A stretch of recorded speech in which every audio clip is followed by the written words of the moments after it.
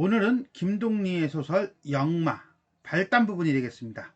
화개장터에서 주막을 하는 옥화가 아들 성기의 역마살을 없애기 위해 노력하는 장면과 최장수 영감이 딸 개연을 맡기고 떠나는 장면에 대해서 살펴보도록 하겠습니다. 이 작품은 끊임없이 떠돌아다녀야 하는 숙명을 뜻하는 역마, 살이라는 무속을 소재로 우리 민족의 전통적인 인생관과 운명관을 다룬 소설입니다. 좀 독특한 점이 있긴 해요. 보통 뭐냐 그러면 인간과 운명의 갈등을 다룰 때는 어떤 부정적인 운명을 가지고 태어난 인간이 그 운명을 극복함으로써 어떤 성취, 사회적이든 아니면 정신적이든 어떤 성취를 하는 그런 형태를 띠는 경우가 많은데, 이 작품은 오히려 역마살을 극복하지 못하고 유랑의 삶을 선택합니다. 그럼 이거는 비극적인 결말이죠. 그런데 이게 또 비극적인 결말이 아니라 긍정적인 결말이에요. 그래서 인물이 콧바람을 콧노래를 부르며 휘파람을 부르며 자신의 삶을 살아간다. 뭐 이렇게 이제 마무리가 되는 그런 형태예요. 그러니까 운명을 받아들이고 그것을 따르는 삶, 즉 우리가 순응하는 삶, 순응하는 삶을 통해서 갈등을 극복하고 있는 작품이다 라고 보시면 되겠습니다. 화개장터의 냇물은 길과 함께 흘러서 세 갈래로 다 있었다. 이때 화개장터, 그렇죠, 공간적 배경이 될 겁니다. 자, 여기서 냇물이 세 갈래로 다 있었다라고 하는 요 세 갈래가 어떻게 본다면 매우 중요한 배경이 될 것인데, 소재라고 볼까? 소재라고 봐도 되겠네요.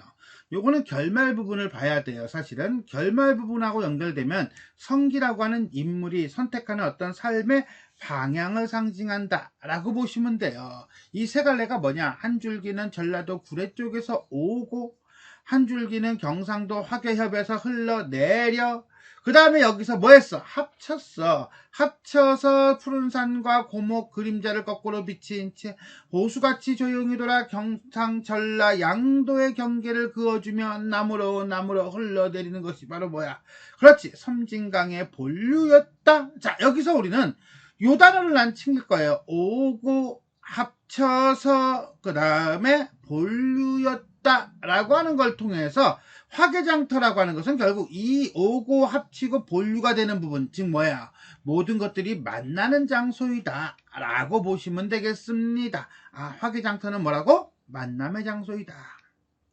하동, 구례, 쌍계 사이 세 갈래 골목이라 오고 가는 나그네로 하여 화개장터에는 장날이 아니어도 언제나 흥성거리는 날이 많았다. 지리산 들어가는 길이 고래로 허다하지만 이때 고래를 바다에 사는 고래라고 생각하면 안 돼요.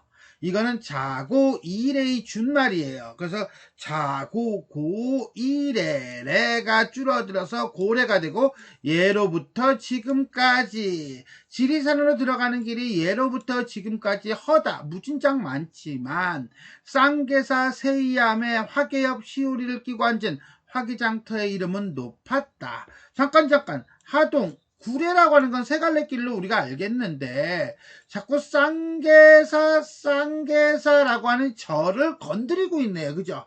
왜 굳이 이 쌍계사라고 하는 절을 반복적으로 드러내는가? 요거는 일종의 개연성이에요. 그래서 옥화는 떠돌이 중과의 인연으로 성기를 낳습니다. 그러니까 스님과의 인연을 맺은 거야. 근데 이러한 설정을 하기 위해서는 스님이 빈번하게 오고 가는 그러한 어떤 코스라는 걸 알려줘야 되거든. 즉 중이 왕래할 만한 근거를 제시해야 되는데 그걸로 뭘 잡은 거야? 그렇지, 쌍계사죠. 그렇게 함으로써 옥화와 떠돌이 중과의 관계에 대한 어떤 개연성을 드러내기 위한 소재라고 할 수 있겠습니다.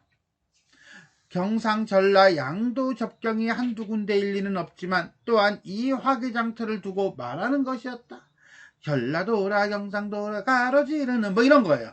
장날이면 지리산 화전민들의 더덕, 도라지, 두릅, 고사리들이 화개골에서 내려오고, 전라도 황하장수들이 실, 바늘, 명경, 가위, 허리끈, 주머니끈, 쪽집게, 골벽분들 또한 구례길에서 넘어 들어오고, 하동길에서는 섬진강 하류의 해물장수들이 김비역, 청각, 명태, 자방고기, 자방고 등이 올라오곤 하여 산엽치고는 산 골짜기 치고는 성한 장이 서는 것이기도 했으나, 한마디로 말해서 화개장터의 어떤 공간적인 특징이 화개골 굴의 하동의 접점이라는 거죠. 그러나 화개장터라는 이름은 장으로만 있는 것이 아니었다. 여기다 또 플러스 알파 옵션이 또 들어간다는 얘기죠. 장이 서지 않는 날일지라도 인근 고을 사람들에게는 그곳이 그렇게 언제나 그리운 것은 장터 위에서 화개골로 뻗쳐 앉은 주막마다 유달리 맑고 시원한 막걸리와, 그렇지, 이거 있으면 이건 또 용서가 되지, 모든 게. 그죠? 거기다가 펄펄 살아뛰는 물고기. 자, 화개골 산속에 있음에도 불구하고 물고기 회를 먹을 수 있어. 이것도 별미죠. 더더군다나 주막 앞에 늘어선 능수버들가지 사이사이로 사쳐 흘러나오는 그 한만큼 멋들어진 춘향과 판소리 육자배기들이 있기 때문인지도 몰랐다. 게다가 가끔 전라도 지방에서 꿈에 나오는 남사당, 여사당, 협률, 창극, 광대들이 마지막 연습 겸 첫 공연으로 여기서 의뢰, 제주와 신명을 떨치고서야 경상도로 넘어간다는 한갓 관습과 전례가 화개장터의 이름을 더욱 높이고 그립게 하는지도 몰랐다. 결국은 지역적으로 접경이야. 거기다가 산에서는 먹기 힘든 것들을 먹을 수 있어. 그런데 그것보다도 뭐예요? 춘향과 판소리, 육자배기 같은 거를 들을 수 있고, 그 다음에 남사당, 여사당들이 있다는 거야. 한마디로 뭐야? 화개장터는 민속문화가 발달했다는 거예요. 자, 이 민속문화가 발달했다는 게 또 어떤 의미를 갖는가라고 본다면, 자, 요거는 옥화의 어머니, 즉 성기의 외할머니가 젊은 남사당과 하룻밤 인연을 맺게 되었대요. 자, 이것도 마찬가지예요. 옥화가 떠돌이 중과 인연을 맺기 위해서 쌍계사라고 하는 절을 들여놓고 개연성을 확보했던 것과 마찬가지로 화개골은 이렇게 민속문화의 보고야. 보고라기보다는 어떤 민속문화가 발달돼 있어. 그러니까는 옥화의 어머니가 남사당과 하룻밤을 잘 수 있는 어떤 그럴듯한 개연성을 만들어내고 있다 라고 하는 점에서 본다면 이 장면도 개연성을 확보하는 장면이다 라고 보시면 되겠습니다. 그 가운데도 옥화의 주막은 술맛이 유달리 좋고 값이 싸고 안주, 즉 옥화의 인심이 후하다하여 화개장터에서도 가장 이름이 들난 주막이었다. 한마디로 뭐야? 유명한 곳이야. 핫플레이스야. 이렇게 되는 거죠. 얼마 전 그의 어머니가 죽고 총각 아들 하나와, 이때 총각 아들이 바로 누굽니까? 성기. 단 두 식구만이 안주인 옥화가 들어올 길 망연한 남편을 기다리며, 그 남편이 누군데? 떠돌이 중 살아간다는 것이라 하여 더욱 호의와 동정을 기울이는 것인지도 몰랐다. 자, 이렇게 되니까 여기서 우리는 잠깐 족보를 봅시다. 족보를 본다면 성기네는요, 이렇게 족보를 잡아요. 외할머니하고 최장수 영감, 이게 이제는 광대예요. 뒤에 최장수 영감 나오니까 이렇게 쓸게요. 옥화를 낳았고요. 이 옥화는 누구하고? 떠돌이 중하고 해서 성기를 낳았어요. 즉 여기서 말하는 어머니는 외할머니를 얘기하는 것이고요. 남편은 떠돌이 중을 얘기하는 것입니다. 총각 아들은요, 성기를 얘기하는 것이다. 이렇게 이해하시면 됩니다. 자, 이 부분에 대한 거, 요 부분에 대한 설명이에요. 혹 노자가 딸린다거나 행장이 불비하다는 건 준비가 되지 못했을 때 그들은 을의 옥한의 주막부터 찾았다. 나 이번에 경상도서 돌아올 때 함께 회개하지라고. 이때 회개라고 하는 건 이렇게 돼요. 그래서 회개하다 그러면 계산하다. 나가고 들어온 돈, 적자, 흑자, 수입과 지출을 따져서 셈하다라는 뜻인데, 여기서는 그렇게 얘기하면은 이게 앞뒤 말이 좀 이상해. 그러니까 뭐야? 한꺼번에 몰아서 한 방에 계산할게. 나중에 한 방에 줄게. 한마디로 뭐야? 외상. 이렇게 되는 거예요. 그들은 예사로 이렇게들 말하곤 하였다는 것은 처음 있는 일이 아니라는 거죠. 그만큼 인심이 후하다는 거지요. 늘어진 버들가지가 강물에 씻기우고 저녁노래 은어가 번득이고 하는 여름철 석양 무렵에 딱 이제 언제까지 왔어? 그렇지, 여름이네. 계절적 배경을 제시하고 있죠. 나이 60도 훨씬 더 넘어 보이는 늙은 최장수 하나가 두둥 인물 들어오고 있나요? 쳇바퀴와 바닷감들을 어깨에 걸머진 채 손에는 지팡이와 부채를 들고 옥한의 주막을 찾아왔다. 바로 그 뒤로는 나이 15살쯤 나 보이는 몸매가 호리호리한 소녀, 잠깐 누구? 소녀 하나가 보따리를 옆에 끼고 서 있었다. 그들은 몹시 피곤해 보였다. 두둥 누구? 그렇죠. 최장수 영감하고 그 다음에 소녀라고 하는 새로운 인물이 등장하는 거죠. 이렇게 소설에서 새로운 인물이 등장한다는 것은 새로운 사건이 발생할 것을 암시하고 있다라고 보면 돼요. 저 큰애기까지 두 분입니까? 옥화가 이제는 최장수 영감한테 얘기하는 거죠. 그렇다면 여기서 말하는 큰애기라고 하는 건 누굽니까? 라고 한다면 소녀죠. 옥화는 노인보다 큰애기 얼굴을 바라보며 물었다. 큰애기 얼굴을 바라봤다는 것은 큰애기한테 관심이 있다 없다. 그렇지, 관심이 있다는 거야. 그게 뭔데? 이건 뒤에 가면 알 수 있어요. 자, 노인은 조용히 고개를 끄덕였다. 오케이. 자, 그날 밤 저녁상을 물린 뒤 노인은 옥화에게 인사를 청하였다. 살기는 구례에 사는데 이번에 경상도 쪽으로 벌이를 떠나온 길이다. 한마디로 장돌뱅이야. 이거죠. 원래는 여수가 고향인데 젊어서 친구를 따라 구례에 와서도 살다가 그 뒤 목포, 광주를 전전했고 한마디로 그 노인의 뇌력을 얘기해주고 있는 거죠. 나중에는 진도로 건너가 거기서 17, 18패 사는 동안 오랫동안 살았다. 그죠? 17년, 18년 정도 살았다는 거예요. 그만 머리털까지 헤어졌다는. 그래서 몇 해 전부터는 어디에 돌아와서, 그래서 구례에 돌아와서 살고 있대요. 그래서 살기는 구례에 사는데 라고 얘기를 한 거예요. 자, 이게 결국은 사건의 어떤 개연성을 제시하는 부분일 겁니다. 자, 그런데 why? 무엇에 대한 개연성이냐? 그러면 이 최장수 영감이 옥화의 아버지라는 거죠. 이 옥화의 아버지일 수 있는 개연성이에요. 됐어요? 여기까지? 첫 번째, 구례에 산다는 거예요. 그 다음에 두 번째는 진도에 살았다는 거예요. 잠깐. 진도에 살았다는 게 뭔데? 라고 한다면, 이 진도, 우리가 진도 아리랑이 되게 유명하잖아요. 이 전라남도 진도는 그냥 우리나라의 모든 에브리바디 포크 전통 민속 음악과 관련된 것, 전통 민속 예술과 관련된 것이 전부 다 집약된 공간이라고 보면 돼요. 따라서 최장수 영감이 남사당 출신이라고 한다면 당연히 진도를 빼먹을 수가 없을 거예요. 그러니까 이 최장수 영감은 남사당으로서 진도에 가서 오랜 시간을 보냈다. 그리고 그것이 민속예술과 관련된 일을 하며 지냈다. 라고 우리는 미루어 짐작, 상상의 날개를 핍시다. 그런데 이게 먹고 살기는 어렵잖아. 그래서 경상도 쪽으로 벌이를 떠나온 거라고 보는 거. 이게 가장 자연스럽지 않을까? 라고 생각을 합니다. 그렇지만 저런 큰애기를 데리고 어떻게 다니냐고 옥화가 묻는 바래. 그렇지 않아도 이번에는 죽을 때까지 아무데도 떠나지 않으려고 했던 것인데 떠나지 않고는 두 식구가 가만히 굶어 죽을 판이라. 이게 장돌뱅이로서 나서게 된 이유죠. 원래는 진도에서 죽을 때까지 있으려고 했는데 먹고 사는 게 목구멍이 포도청이라 가난한 거야. 떠날 수밖에 없었다. 떠나서 여기에 올 수밖에 없었다. 이러는 거죠. 그러면 이 할아버지는 살림이 조금만 챙겨지면, 여유 자금만 생기면 이제는 어디로 갈까? 그치? 진도로 갈 가능성이 높겠죠. 그죠? 왜? 거기서 평생을 살려고 했었으니까. 미천만 생긴다면. 그럼 저 큰애기는 할아버지 딸입니까? 한 번 더 개연에 대해서 어떤 관심을 보여주는 거예요. 옥화는 남포불 그림자가 반쯤 빗긴 바람벽 구석에 붙어 앉아서 가끔 그 환한 두 눈으로 이쪽을 바라보고 나는 소녀의 동그스름한 어깨를 바라보며 이렇게 물었다. 자, 여기서 말하는 바람벽이라는 것은 바람이 부는 벽이 아니라 그냥 아무것도 없이 방에 칸막이를 하기 위하여 흙으로 발라놓은 벽이에요. 그러니까는 벽에 뭐 걸려있지도 않아. 시계도 안 걸려있고 달력도 안 걸려있고 그냥 맨바닥에 벽 정도로 이해하면 될 것 같아요. 노인은 또 고개를 끄덕였다. 그리 평생 객지로만 돌아다니고 나니? 자, 평생 객지로만 돌아다니고 나니? 그렇지, 떠돌이 삶을 살았다는 거죠. 이제 고향 삼아 돌아온 곳, 거기가 어디야?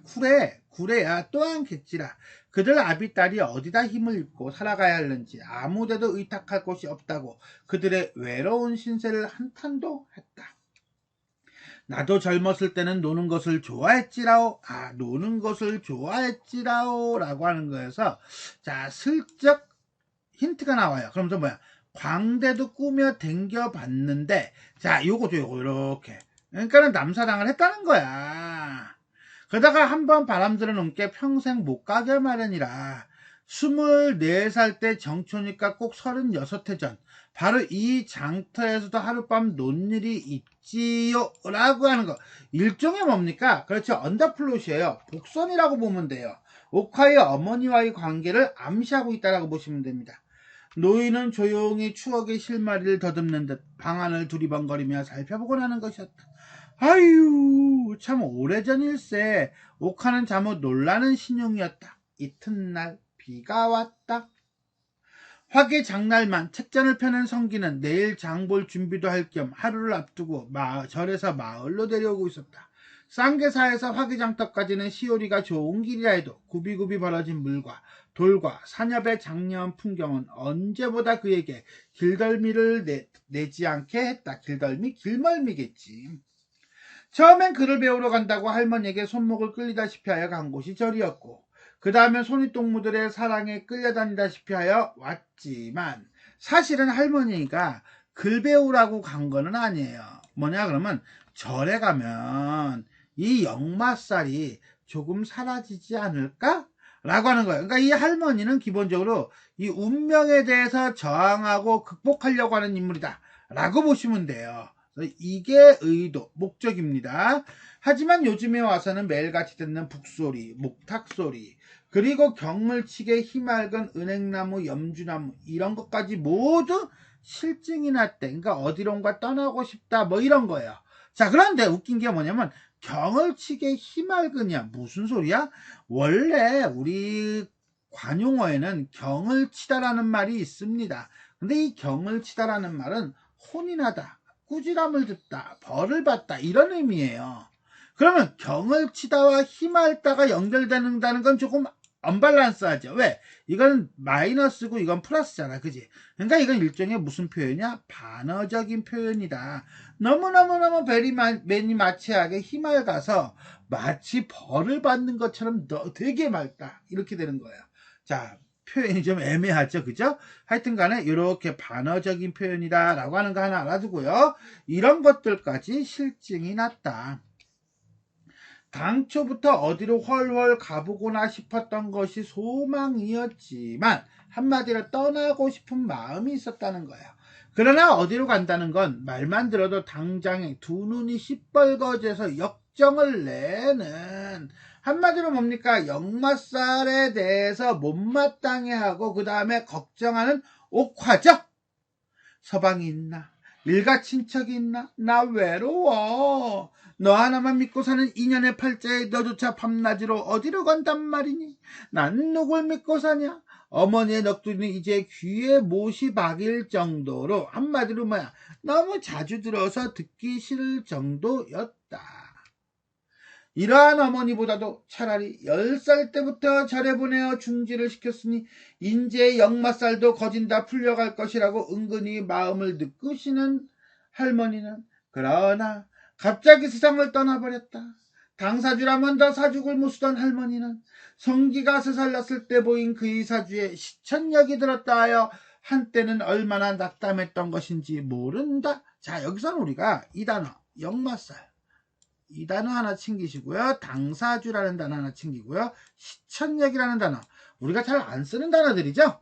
물론 이게 모의고사라든가 시험 나오면요, 아마 이렇게 역마살은 이런 의미다, 살은 이런 의미다, 당사주는 이런 의미다, 그 다음에 시천력은 이런 의미다 라고 밑에 지문 끝에 설명이 돼 있을 겁니다. 자, 역마살은요 늘 이곳저곳을 떠돌아다니게 되는 운수예요. 근데 이런 떠돌아다니는 삶을 부정으로 보죠. 그건 아마 우리 민족이 전통적으로 농경문화 사회였기 때문에 농사를 지어야 되는데 일손이 부족한데 밖으로 돌아다니니 짜증이 나겠지. 그래서 이제 역마살은 오히려 부정적으로 많이 보는 거, 이렇게 봤지 않나 싶어요. 그런데 이것도 어떤 사회가 변하고 문화가 변하면 과거에는 나쁘다라고 했던 것이 현재는 긍정적인 경우도 많아요. 예를 들어 봅시다. 역마살을 가진 사람은 무조건 안 좋은 건가? 그러면 예를 들어서 비행 조종사라든가 스튜디오스 같은 직업인은 돌아다니는 게 맞아야 돼. 그죠? 자, 그러면 여행 가이드, 여행 작가. 그렇지. 돌아다니는 게 맞아야 돼. 안 맞고 가만히 있기를 좋아하는 사람 같은 경우는 그런 직업 가능해, 불가능해? 불가능하다는 거죠. 그런 점에서 본다면요, 과거에는 나쁘다라고 생각했던 것이 현대 와서는 진짜 좋은 것들이 많아요. 예를 들어서 생각을 조금만 바꿔보면 도화살이라는 게 있어요. 도화라고 하는 건 길 위에 있는 꽃이란 뜻이에요. 길가에 피어 있는 꽃은 주인이 따로 없죠. 지나가는 사람들이 다 주인이야. 이해됐어요, 여기까지? 그러니까 도화살이 끼었다 그러면 여자들 같은 경우는 보통 기생이에요. 기생은 주인이 없잖아. 남자가 다, 모든 남자가 주인이잖아. 뭐 이렇게 되는 거하고 똑같아요. 그런데 다시 한번 생각을 해봅시다. 현대사회에서는 기생은 없죠. 그런데 연예인은 어때요? 그렇죠. 연예인은 팬들이 많아야 돼요. 팬이 많으려면 많은 사람들이 호감을 가져야 되는 거야. 도화살이라고 하는 거냐, 많은 사람들이 호감을 갖게 하는 어떤 성격적인 성격이에요. 그런 점에서 본다면 도화살을 가지고 있는 사람이 연예인이다. 그러면 떼돈을 버는 게 아니라 거의 뭐 대통령이 되는 거지요. 그럼 대통령도 인기 투표하는구나 생각해보니까. 그러면 나름의 도화살이 있긴 있어야 되지 않을까? 너무 많으면 좀 위험하고 정치적 스캔들 나니까. 아무튼 간에 이렇게 본다면 과거에는 부정적이다라고 생각했던 것들이 모두 다 부정적이냐? 현대사회에서는 그렇지 않다라고 보는 경우가 많아요. 우리 그러니까 운명에 깨갱하지 마시고 그걸 조금 더 장점으로 승화시키는 그런 모습을 보이는 것도 나쁘지 않다. 뭐 이렇게 생각합니다. 뭐 삼천포로 잠깐 빠졌어요. 자, 시천역이라고 하는 거냐, 우리가 이제는 사주를 볼 때, 당사주, 요 사주를 볼 때 이 사주는 태어난 년, 월, 일, 시, 해, 월, 일, 시라고 하는 이 네 개의 사람은 기둥을 가지고 있답니다. 그래서 사주예요. 그 네 개의 특징을 가지고 이게 조합을 해서 운세를 보는데, 그때 시가 이제는 말년 운세예요. 그리고 또 그 사람의 운명을 가장 강하게 영향을 준다라고 얘기를 해요. 어쨌거나 저쨌거나 간에 이 시를 기준으로 봤을 때 젊어서 객지를 떠돌며 말년에 안정되지 못하는 운세, 이게 시천역이라고 합니다. 그리고 보니까 성기가 이런 시천역을 들었다라고 하는 것은 딱 어떻게 보면 사주하고 인물의 캐릭터하고가 맞아떨어진다 라고 볼 수 있습니다. 하동산다는 그 키가 나지막한 명주치마 저고를 입은 할머니가 혹시 갑자을축을 잘못 짚진 않았나, 한마디로 말해 사주팔자를 잘못 계산한 것이 아닌가요? 큰 절에 있는 어느 늙은 스님에게 가서도 물어보고 지리산 속에서 돌을 닦아 나온다던 어떤 키 큰 영감에게도 다시 배워봤지만 시천역엔 조금도 요동이 없었다. 한마디로 누구에게 물어보아도 성기는 그냥 역마살을 가지고 태어난 거야. 자, 그럼 이거는 빼도 박도 못하는 거지요. 천성이 지애비 팔자라 따라가려는 게지. 지애비가 누군데? 떠돌이중. 그러니까 결국 뭐야, 떠돌이중 같이 떠도는 살짱개보지. 할머니가 어머니를 좀 비꼬아하는 말이었으나, 그러니까 세상에 너는 어떻게 스님하고 하룻밤을 자냐, 뭐 이런 거죠. 거기에는 깊은 원망이 든 것이 아니었다. 그러나 이런 말에는 각별하게 신경을 쓰는 옥화는 왜 찜찜하거든. 한마디로 이건 뭐야, 아킬레스 건이거든. 부모 안 닮은 자식 없단다. 다 근본은 엄마 탓이지 뭐. 왜? 엄마도 역시 남사당을 만나서 하룻밤 옥화를 낳았잖아. 그러면서 도리어 어머니에게 오금을 받고 들었다. 이때 오금을 받다, 요 단어도 이렇게 관용어예요. 체크하세요. 한마디로 뭡니까? 장담하던 이가 그와 반대되는 언행을 할 때 그 장담을 들추어서 공박한다는 뜻이에요. 함부로 말하거나 행동하지 못하도록 닦아세우는 걸 얘기한다. 이렇게 이해하시면 됩니다. 이년아, 애미한테 너무 오금 박지 마라. 남사당을 붙었으면 너를 버리고 내가 그놈을 찾아갔냐? 나 너더러 찾아달라고 성화를 댔냐? 왜 네가 난리야? 난 너 키우느라고 정신없었어. 뭐 이렇게 얘기되는 거죠. 그러나 36해 전에 꼭 하룻밤 놀고 갔다는 젊은 남사당의 진양조가락에 반하여 옥화를 베게 된 할머니나, 이때 진양조가락이라는 건 느린 장단이죠.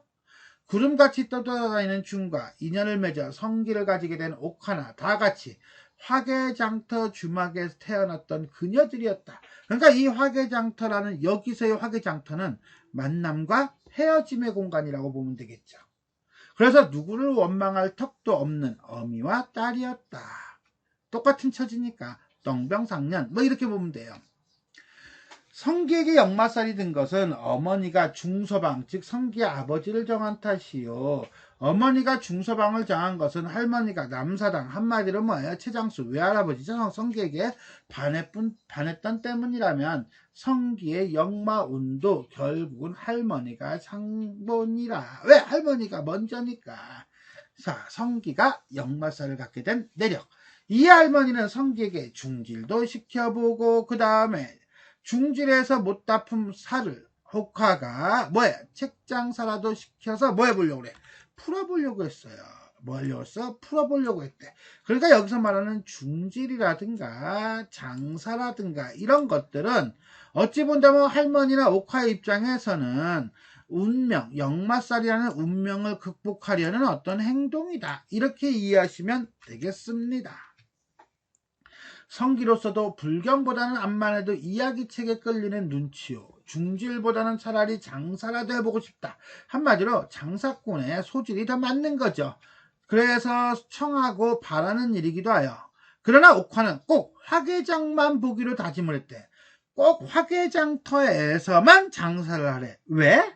거기가 수입이 좋으니까? 그게 아니라 여기저기 떠돌아다니지 못하게 하려고 하는 거예요. 그에게 서점을 내어주기로 했던 것이었다. 성기가 마루앞 축대 위에 올라서는 것을 보자 옥화는 놀란 듯이 왜? 너무 늦게 왔거든. 더운데 왜 이제서 내려오냐? 왜 이제 집에 오느냐? 곁에 있던 수건과 부채를 그에게 집어주었다. 지금까지 옥화에게 이야기책을 읽어주고 있던 낯선 계집애는 낯선 계집. 이게 누군데? 이게 계연이죠? 근데 왜 낯설다 그래? 그렇지. 성기 입장에서는 낯설지. 여기다 계연이라고 쓸게요.